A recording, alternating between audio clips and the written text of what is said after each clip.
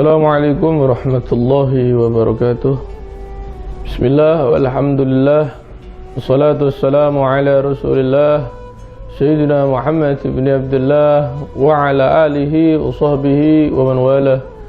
Subhanaka la ilma lana illa ma 'allamtana innaka antal alimul hakim. Rabbi shrah li sadri wa yassir li amri wa halul 'uqdatam min lisani yafqahu qawli. Amin. Amma ba'd. Ikhwani, akhwati, pemirsa MJA TV yang dirahmati Allah Subhanahu wa taala. Alhamdulillah, puji syukur atas kehadirat Allah taala yang senantiasa memberikan kepada kita semangat di dalam mencari ilmu, yang mana ilmu kelak ini memberikan manfaat yang besar kepada kita, yaitu manfaat fid dini wad dunya wal akhirah, dalam perkara agama, baik dalam urusan dunia, dan lebih-lebih lagi mengangkat atau meningkatkan derajat kita kelak di surganya Allah Subhanahu wa taala. Semoga kita tergolong orang-orang yang mana Allah taala angkat derajatnya di surganya Allah taala. Amin Allahumma amin. Ikhwani, akhwati, pemirsa MJA TV yang dirahmati Allah Subhanahu wa taala, perlu kita ketahui bahwasanya Nabi SAW dikenal dengan pribadi yang lemah lembut, pribadi yang halus, pribadi yang sebagaimana dikatakan di dalam Al-Quran, laqad kana fi rasulillahi uswatun hasanah. Sungguh telah benar-benar terdapat dalam diri Rasulullah SAW adalah suri tauladan yang baik.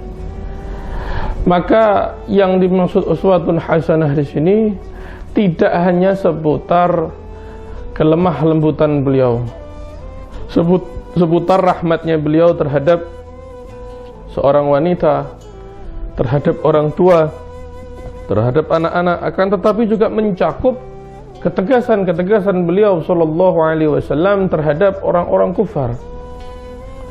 Sebagaimana di Al-Qur'an dikatakan bahwasanya Muhammadur Rasulullah walladzina ma'ahu asyidda'u 'alal kuffar ruhama'u bainahum, yaitu Muhammad Rasulullah sallallahu alaihi wasallam dan orang-orang yang bersamanya, yaitu Sayyidina Abu Bakar, Sayyidina Umar, Sayyidina Utsman, Sayyidina Ali, dan para sahabat Nabi sallallahu alaihi wasallam yang tidak bisa saya sebutkan satu persatu. Asyidda'u al-kufar, tegas terhadap orang-orang kufar. Maka kata Ibnu Katsir di sini, al-kufar di sini bukan sifat kekufurannya, akan tetapi terhadap pribadinya, terhadap orang-orangnya. Jadi bukan sifat kekufuran tersebut, akan tapi orang-orang kufar, orang-orang kafir. Beliau SAW sangat tegas terhadap mereka. Apabila kau memeluk Islam, maka kau selamat. Apabila tidak, prajurit kami akan masuk ke daerahmu. Akan tetapi tetap Rasulullah SAW tidak pernah lepas dari koridor adab-adab di dalam perperangan. Ruhama'u bainahum, dan saling mengasihi terhadap sesama. Sama muslim yang lainnya lemah lembut, sama muslim yang lainnya sangat halus. Ini Rasulullah SAW. Kalau melihat muslim berbuat kesalahan, diingatkan oleh Rasulullah SAW, bukan dimusuhi, dan jangan dibalik. Asyidda'u bainahum ruhama'u ma'al kufar.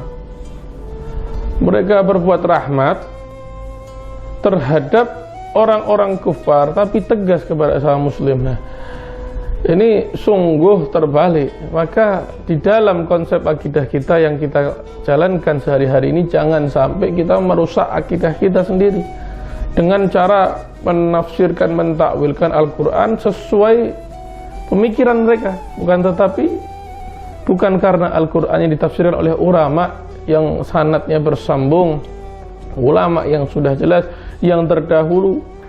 Maka di zaman sekarang kembali lagi sebagaimana di zaman dinasti Umayyah, dinasti Abbasiyah, pemikiran-pemikiran para ulama ini mentafsirkan Al-Quran, mentafsirkan hadis sesuai kebutuhan sultan, tidak boleh, atau sesuai kebutuhan para pemimpin, tidak boleh. Harus Al-Quran tetap berdiri dengan sendirinya, apabila memang pemerintah sultan berjalan seiring dengan perjalanannya Islam, maka harus kita dukung selama kita tidak melanggar kode-kode etik. Apabila tidak, wajib kita sebagai rakyat, sebagai sesama muslim, sebagai mukmin untuk saling mengingatkan. Karena di dalam mengingatkan itu, di situ terdapat manfaat besar, yang mana pentingnya kita melakukan perbuatan amar ma'ruf nahi mungkar. Amar ma'ruf nahi mungkar. Seseorang apabila berbuat amar ma'ruf, pasti banyak yang cinta. Itu pasti. Karena apa? Menunjukkan, meninggikan nilai-nilai kebajikan, berlemah lembut, berbuat halus, mengajak orang ke jalan Allah Subhanahu wa taala. Sebagaimana dikatakan di dalam kitab Nasaihud Diniyah oleh Imam Haddad, alal insani ayyamura wa yanha wa in kana ghairu amilin bima yad'u ilaih. Hendaknya wajib bagi setiap manusia ini untuk mengajak seseorang di dalam perkara-perkara yang ma'ruf. Ayo kita sholat bersama, ayo puasa, ayo sholat sunnah, mengajak mereka walaupun mereka belum mengamalkan apa-apa yang mereka dakwahkan. Mereka mengajak orang ayo sholat sunnah, tapi orang tersebut belum sholat sunnah terkadang, karena porsi kemampuan tiap orang berbeda. Tapi tetap hukumnya wajib mengajak orang di dalam perbuatan kebaikan, wayanha, dan mencegah seorang dari kemungkaran. Maka saya sering mengatakan, terkadang orang-orang ahli maksiat ini, mereka tidak ingin orang lain melakukan maksiat yang ia lakukan. Nah, maka wajib bagi mereka mencegah. Seumpama seorang ahli maksiat melihat anak muda yang belum pernah minum khamr, dia mengatakan jangan minum khamr, tinggalkan khamr. Walaupun dia peminum khamr, maka wajib bagi dia mencegah orang lain untuk minum khamr. Minum khamr dia punya dosa sendiri, tapi dia mencegah orang, dia punya kebaikan sendiri di situ. Maka pentingnya di sini amar ma'ruf dan nahi mungkar perlu ditekankan dengan mengedepankan mengajak seorang di dalam perbuatan kebaikan, menjauhi seorang di dalam perbuatan keburukan, mencegahnya melakukan kejahatan. Itu termasuk bentuk kasih sayang, termasuk bentuk rahmat, dan menunjukkan sisi tauladan yang baik bagi umat.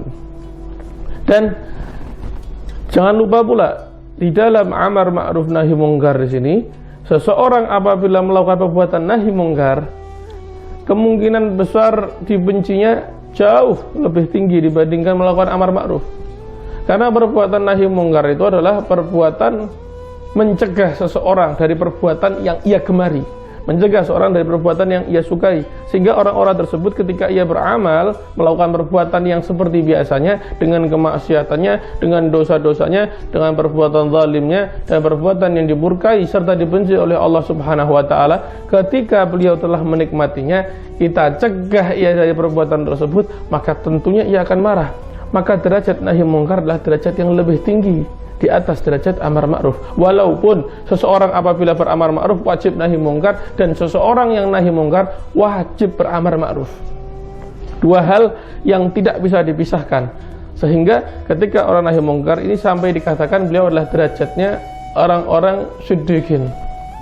Nahi mungkar adalah derajatnya orang-orang siddiqin, sebagaimana Sufyan Ats-Tsauri ketika sahabat semasa kecilnya, sahabat dekatnya Sultan Harun ar-Rasyid menjabat menjadi seorang sultan, maka Sufyan Ats-Tsauri enggan bertemu dengannya, bukan karena Harun ar-Rasyid ini melakukan perbuatan maksiat, akan tapi karena kewaraan beliau, karena kehati-hatian Sufyan Ats-Tsauri, takut dekat dengan orang-orang yang telah memiliki jabatan yang tinggi, yang mana kelak ia akan dipertanggungjawabkan, dimintai pertanggungjawaban oleh Allah Subhanahu wa taala, dan apabila ia tidak mampu, maka ia memiliki dosa yang besar, sebagaimana para khulafa ar-rasyidin, Sayyidina Abu Bakar, Sayyidina Umar, Sayyidina Utsman, Sayyidina Ali, yang mereka takut akan kepemimpinan mereka, bukan berambisi, berlomba-lomba untuk mendapatkan kedudukan yang tinggi, akan tapi mereka menganggap kepemimpinan mereka adalah beban.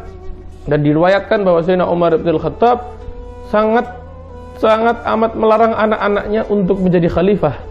Bahkan suatu ketika diriwayatkan di dalam bukunya Syekh Muhammad Said Ramadan Al-Buti, beliau mengatakan pernah suatu ketika Sayyidina Umar bin Khattab tertidur, lalu terbangun tiba-tiba mengatakan, celaka, sungguh celaka, kelak akan datang dari keturunanku yang di dahinya ada bekas goresan, yang mana ia akan menjadi pemimpin kelak. Sehingga ternyata orang yang diramalkan oleh Sayyidina Umar bin Khattab, yaitu keturunannya kelak, yaitu Sayyidina Umar bin Abdul Aziz. Maka oleh karena itu hendaknya kita sebagai seorang muslim, kita wajib beramar ma'ruf dan wajib pula bernahi mungkar. Namun apabila kita tidak mampu melakukan amar ma'ruf, atau kita tidak mampu bernahi mungkar, atau mampu hanya salah satunya, maka janganlah kalian mencela, janganlah kita mencela orang-orang yang telah beramar ma'ruf dan bernahi mungkar. Bisa jadi berkat orang-orang yang nahi mungkar tersebut, Allah Subhanahu wa ta'ala mencegah turunnya azab Allah. Dan berkat kita memusuhi orang-orang yang nahi mungkar tersebut, bisa jadi itu menjadikan sebab Allah Subhanahu wa ta'ala menurunkan azabnya kepada kita. Semoga Allah Subhanahu wa ta'ala menurunkan rahmatnya kepada kita, mengangkat derajat orang-orang yang amar ma'ruf nahi mungkar, dan dijauhkan kita dari musibah dan mara bahaya. Amin Allahumma amin. Wassallallahu ala sayyidina Muhammadin wa ala alihi wasallam. Alhamdulillahirabbil alamin.